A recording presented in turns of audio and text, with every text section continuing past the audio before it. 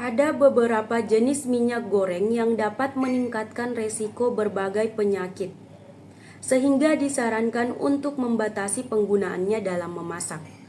Memilih jenis minyak yang tepat untuk memasak adalah langkah penting dalam menjaga kesehatan jangka panjang. Minyak goreng sendiri merupakan salah satu bahan yang sering digunakan dalam memasak.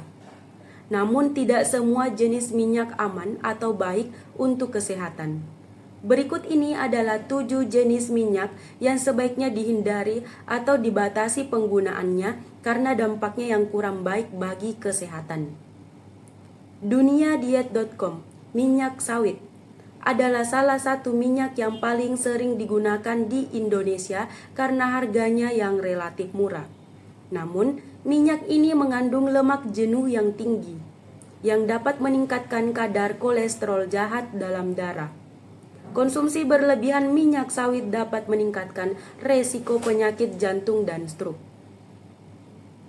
Meskipun sering dipromosikan sebagai minyak sehat karena kandungan lemak tak jenuhnya, minyak calona sebenarnya dapat menjadi tidak sehat jika diproses secara berlebihan.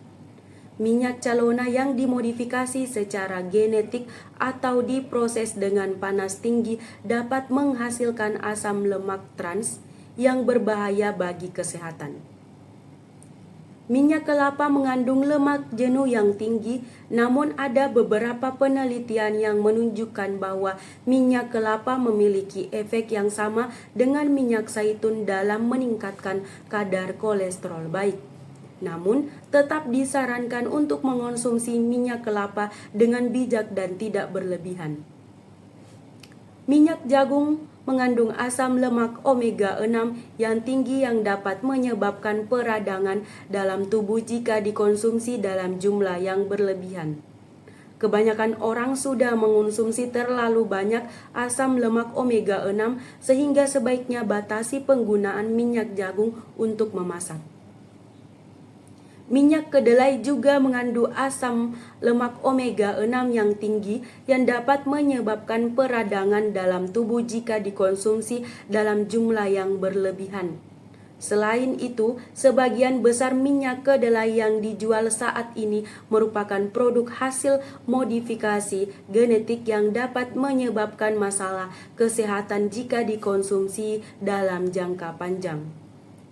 Minyak biji rami mengandung asam lemak omega 6 yang tinggi yang dapat menyebabkan peradangan dalam tubuh jika dikonsumsi dalam jumlah yang berlebihan.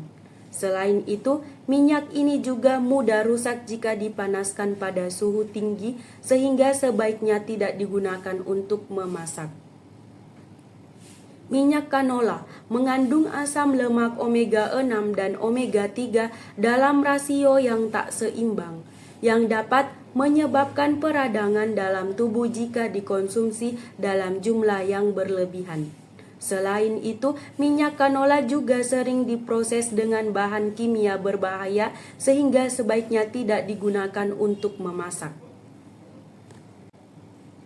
Kaki yang seringkali terabaikan ternyata dapat memberikan petunjuk penting tentang kondisi kesehatan tubuh, dari pembengkakan hingga mati rasa. Berbagai kondisi yang muncul di kaki dapat menyoroti masalah kesehatan mendasar yang memerlukan perhatian. Namun, banyak orang menganggap pembengkakan pada kaki sebagai hal yang sepele. Padahal, hal ini dapat menjadi gejala awal dari gangguan organ vital yang membutuhkan perhatian segera. Menurut redaksi Duniadiet.com, ada beberapa penyakit yang dapat dilihat dari kaki. Pembengkakan yang terjadi secara berkala pada kaki yang dikenal sebagai edema dapat menandakan masalah kesehatan seperti hipertensi, penyakit ginjal, penyakit hati, atau penyakit jantung. Untuk mengurangi pembengkakan secara alami, disarankan untuk meninggikan kaki, tetap terhidrasi, dan mengurangi asupan garam. Spider veins, pembuluh darah kecil yang berkelok-kelok dan terlihat tepat di bawah kulit, sering dikaitkan dengan kadar estrogen yang tinggi. Kondisi seperti kehamilan, penggunaan pil KB, atau ketidakseimbangan hormon dapat menyebabkan munculnya vena ini, terutama di kaki dan telapak kaki. Meskipun biasanya tidak berbahaya, vena ini dapat menyebabkan ketidaknyamanan atau menjadi tanda insufiensi vena. Bau yang tidak sedap pada kaki merupakan masalah yang umum terjadi dan dapat diatasi dengan mencuci kaki secara teratur dan mengeringkannya dengan baik. Namun, bau yang terus-menerus dan tidak hilang bahkan setelah mencuci kaki dapat menandakan masalah kesehatan yang lebih serius, seperti infeksi jamur atau bakteri. Jika bau yang tidak sedap terus berlanjut, sebaiknya konsultasikan dengan dokter untuk mengetahui penyebabnya dan mendapatkan pengobatan yang tepat. Nyeri pada kaki dapat disebabkan oleh berbagai hal seperti cedera, radang sendi, atau neuropati. Namun, jika nyeri sering terjadi dan berlangsung dalam waktu yang lama, hal ini dapat menandakan masalah kesehatan yang lebih serius, seperti diabetes. Jangan mengabaikan nyeri pada kaki yang berlangsung lama dan segera konsultasikan dengan dokter untuk mendapatkan diagnosis dan pengobatan yang tepat. Mati rasa pada kaki dapat disebabkan oleh berbagai hal seperti cedera saraf, tekanan pada saraf, dan gangguan sirkulasi. Namun, jika mati rasa terjadi secara teratur dan berlangsung dalam waktu yang lama, hal ini dapat menandakan masalah kesehatan yang lebih serius seperti diabetes atau gangguan saraf lainnya. Untuk itu, sangat penting untuk segera memeriksa ke dokter jika mengalami mati rasa yang berlangsung lama dan memerlukan pemeriksaan untuk mengetahui penyebabnya. Perut buncit membandel seringkali menjadi masalah yang dihadapi banyak orang. Selain mengganggu penampilan, perut buncit juga dapat meningkatkan resiko berbagai penyakit seperti diabetes, penyakit jantung, dan hipertensi. Untuk mengatasi masalah tersebut, banyak cara yang dilakukan, mulai dari olahraga hingga diet. Namun, ada juga cara alami yang bisa dicoba, yaitu dengan menggunakan daun-daunan tertentu yang memiliki khasiat untuk mengecilkan perut. Beberapa jenis daun yang dapat membantu mengecilkan perut buncit adalah daun jati Belanda dan daun mint. Daun jati Belanda telah lama dikenal sebagai tanaman herbal yang efektif untuk menurunkan berat badan dan mengecilkan perut buncit. Kandungan zat lendir dalam daun ini dapat membantu menghambat penyerapan lemak dalam tubuh. Untuk mengonsumsinya, ambil 10-15 lembar daun jati Belanda yang sudah kering. Rebus dengan 2-3 gelas air hingga mendidih. Saring air rebusan dan minum saat masih hangat. Lakukan konsumsi 2-3 kali sehari untuk hasil maksimal. Selain itu, daun mint juga dapat membantu mengecilkan perut buncit. Daun ini dikenal sebagai khasiatnya yang dapat memperlancar pencernaan dan mengurangi penumpukan gas di perut. Untuk mengonsumsinya, ambil beberapa lembar daun mint segar, cuci bersih dan seduh dengan air panas seperti membuat teh. Tambahkan sedikit madu atau lemon untuk menambah rasa dan minum secara teratur 2 kali sehari.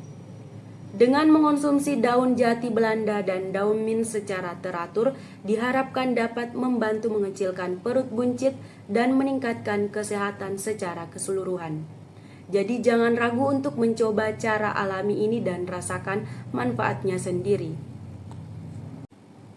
Setiap jam yang dihabiskan untuk menonton TV di usia 20-an dapat meningkatkan resiko penyakit jantung hingga 26%. Hal ini disebutkan dalam sebuah studi terbaru yang melibatkan lebih dari 4.000 orang dewasa muda berusia antara 18 dan 30 tahun. Penelitian tersebut dilakukan selama 30 tahun untuk memperkirakan resiko jangka panjang dari menonton TV terhadap serangan jantung, gagal jantung, dan stroke. Hasil yang dipublikasikan oleh para peneliti dalam Journal of General Internal Medicine menunjukkan bahwa mereka yang menghabiskan lebih banyak waktu menonton TV di awal usia 20-an memiliki resiko lebih tinggi terkena masalah kardiovaskular di kemudian hari.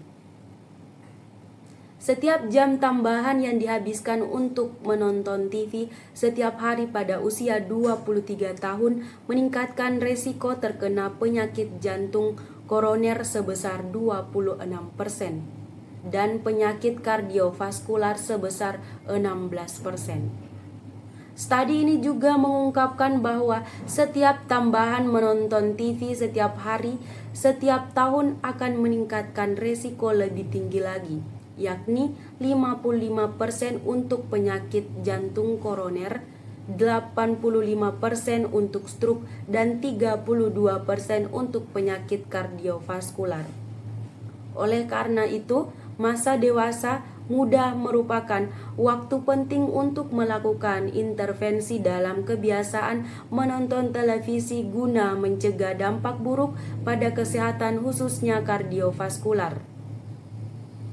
Dalam studi ini, semakin banyaknya waktu yang dihabiskan untuk menonton TV di usia dewasa, muda, dan peningkatan tahunannya dalam menonton TV di usia parubaya dikaitkan dengan kejadian penyakit kardiovaskular dini, khususnya penyakit jantung koroner. Hal ini menunjukkan bahwa usia dewasa, muda, dan perilaku di usia parubaya dapat menjadi periode penting untuk mendorong pola perilaku menonton TV yang sehat, tulis para peneliti. Selain itu, studi ini juga menunjukkan bahwa waktu lama menonton TV dapat menggantikan aktivitas penting seperti tidur dan aktivitas fisik yang berdampak lebih baik untuk kesehatan. Oleh karena itu, penting untuk mempromosikan kebiasaan menonton TV yang sehat sejak dini guna mencegah penyakit jantung dan stroke di masa mendatang. Hal ini disampaikan oleh penulis utama studi Dr. Jason Nagata.